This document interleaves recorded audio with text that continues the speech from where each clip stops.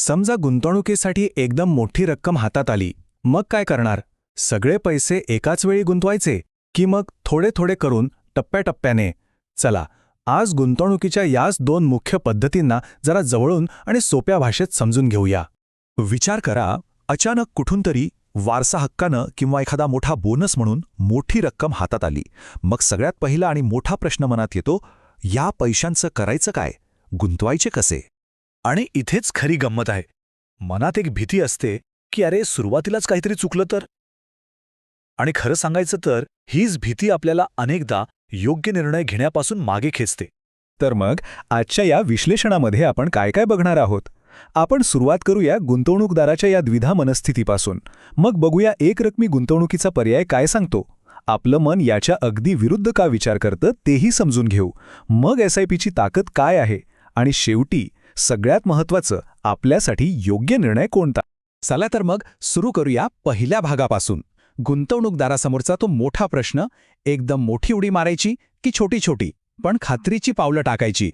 तर आपल्यासमोर दोन मुख्य मार्ग आहेत. पहिला म्हणजे लमसम इन्व्हेस्टिंग म्हणजे LSI. म्हणजे काय? तर सगळे पैसे एकाच वेळी एका फटक्यात गुंतवून टाकायचे. आणि दुसरा मार्ग आहे डॉलर कॉस्ट ॲव्हरेजिंग किंवा DCA. म्हणजे तीच रक्कम काही महिन्यांमध्ये टप्प्याटप्प्याने अगदी पद्धतशीरपणे गुंतवायची. ठीक आहे, पर्याय तर समजले, पण आता जरा आकडे काय सांगतात ते बघूया. एकरकमी गुंतवणुकीचा पर्याय खरंच फायद्याचा आहे का? हे बघा, हे खरं उदाहरण आहे. मे 2012 पासून पुढची 7 वर्ष, ही गडदनिळी रेषा दिसतेय ना, ही आहे एकरकमी गुंतवणुकीची. आणि तुम्ही बघू शकता की तिने बाकीच्या DCA पद्धतींपेक्षा जास्त परतावा दिला आहे. म्हणजे चार्टवर तरी तीच जिंकताना दिसतेय. आणि हे फक्त एका उदाहरणापुरतं मर्यादित नाहीये. मॉर्गन स्टँडलीच्या या हिस्टॉरिकल अनालिसिसमध्ये बघा, 3 महिने असोत, 6 महिने असोत की 12 महिने, जवळपास 55 ते 65% वेळा एकरकमी गुंतवणुकीनेच बाजी मारलेली आहे. म्हणजे अर्ध्याहून अधिक वेळा LSIने DCAपेक्षा चांगली कामगिरी केली आहे. पण मग पुढचा प्रश्न येतो की हा फायदा नेमकं किती आहे? तर इथे बघा, जसा जसा आपण गुंतवणूक टप्प्याटप्प्याने करण्याचा कालावधी वाढवतो, म्हणजे 3 महिन्यांऐवजी 6 महिने किंवा 12 महिने करतो, तसा तसा एकरकमी गुंतवणुकीचा सरासरी फायदा वाढत जातो, अगदी 0.42%पर्यंत. म्हणजे बघा, गणित अगदी सरळ आहे. मार्केटचा कल हा दीर्घकाळात वर जाण्याचा असतो.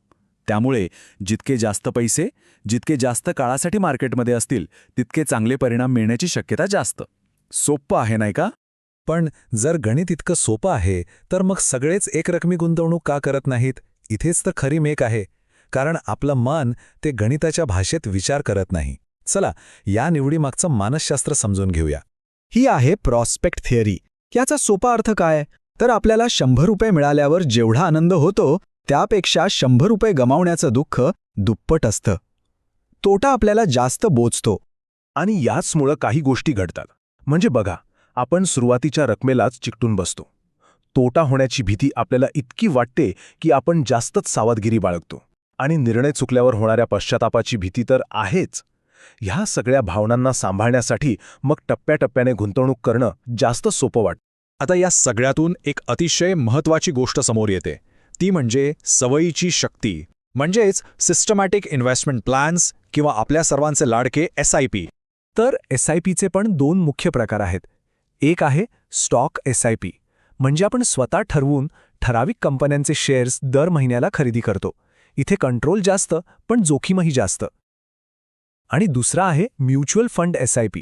इथे एक फंड मॅनेजर आपल्यासाठी एका डायव्हर्सिफाईड पोर्टफोलिओमध्ये गुंतवणूक करतो, म्हणजे कमी त्रास आणि जोखीमही विभागलेली.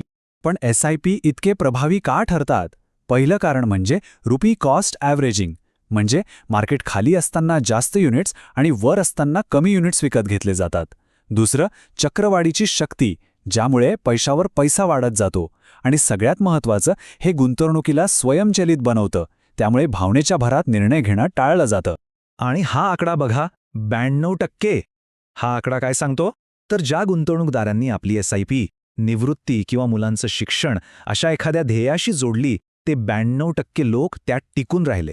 म्हणजे ध्येय असणं किती महत्त्वाचं आहे हे यातून दिसतं.